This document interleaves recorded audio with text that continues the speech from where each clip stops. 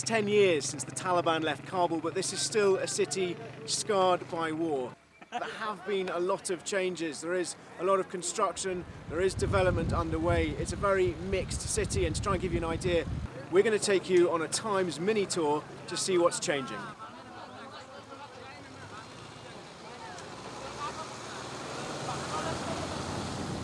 It really is perhaps one of the most iconic reminders of what happened to this city during the 90s, when the Prime Minister and his various cabinet ministers fought each other for control of the city. They shelled entire neighbourhoods, and parts of Afghanistan, parts of Kabul particularly, have never really recovered, although clearly there is progress. We're driving on a surfaced road.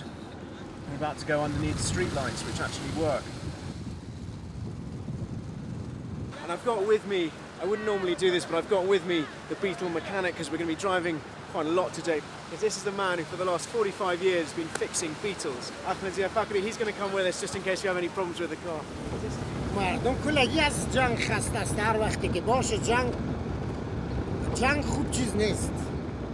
He says everybody's tired of fighting.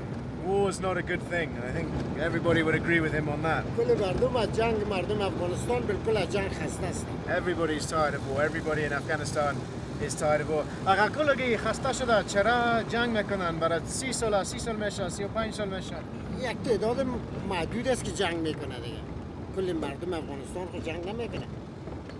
We're saying it's not Afghan people who are making the war. It's people from outside Afghanistan. مردم از کجا جنگ میکنن؟ مردم از خارجی است. Foreigners. Foreigners are making the war.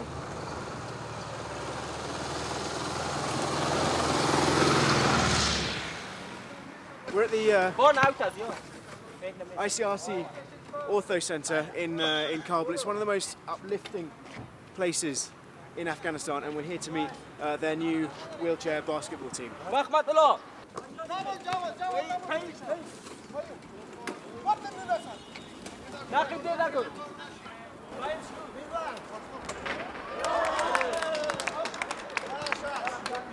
Fighting started, I was playing with my brothers and in front of our home, and then a rocket just exploded near, and then a shrapnel was hitting my spinal cord.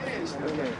So you've never had use of your legs since? No. It's been 10 years, as you know, since the Taliban left Kabul. Yeah, 10 years. How has it changed for you? Concerning the freedom of the people,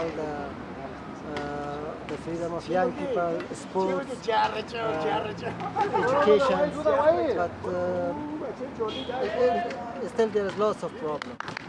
Sometimes it's not basketball, it's buskashi, so they tell them to be very careful. They crash into each other very easily. But it's very difficult to stop the enthusiasm.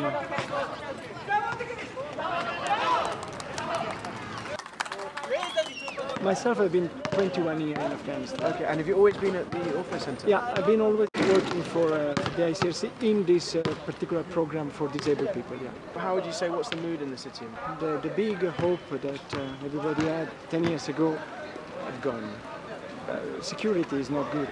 That's the first thing the Afghan ask for is security, and there is no security. We are not sure. There are areas around Kabul, very close to Kabul, where ourselves, the Red Cross, cannot go because we don't consider the place safe anymore. So that's very bad. Okay. But at least you got this team. At least this is a glimmer of happiness. Absolutely.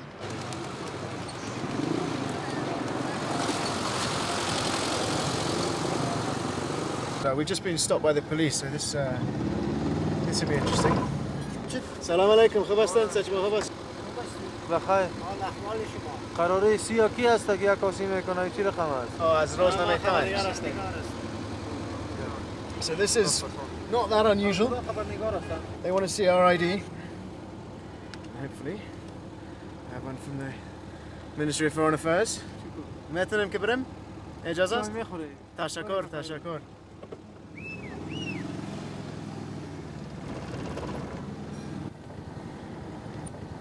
We're just coming past the Serena Hotel, Kabul's only real 5-star hotel, and also the scene of a couple of fairly serious attacks.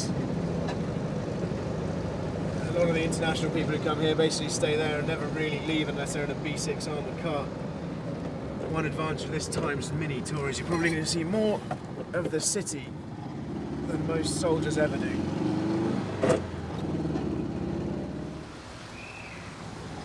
We're just coming into Wazir Akbar, which is the diplomatic neighbourhood.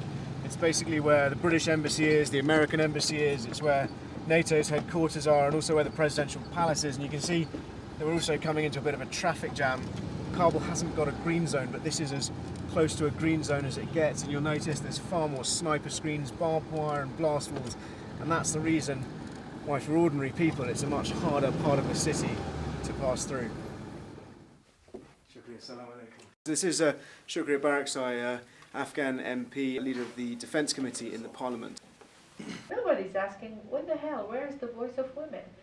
It's male-dominated society. 10 years' time was not enough to change the belief, the perspective, the mentality of the community.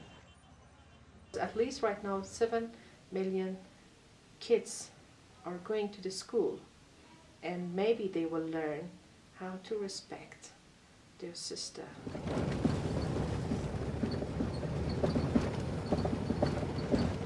On our way to the final stop on this mini tour of Kabul. It's one of my favourite places in the city. It's one of the very few quiet and peaceful places in the city, and it's also one of the few places that will remind you of the huge human cost and the huge human sacrifice that has been made here in Afghanistan.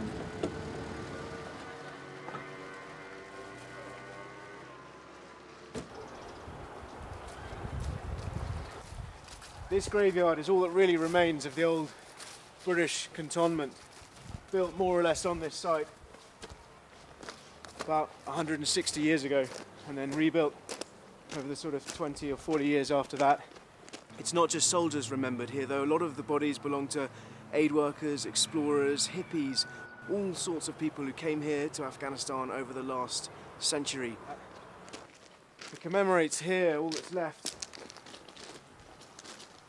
of the British war dead killed in the 1840s in the first 3 Anglo-Afghan wars. And then on this wall behind it are the memorials to the soldiers killed in the last 10 years of conflict.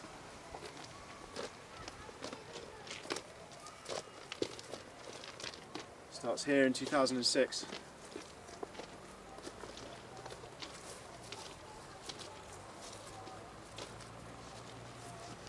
And it runs up here until June 2011, and it may well yet be updated.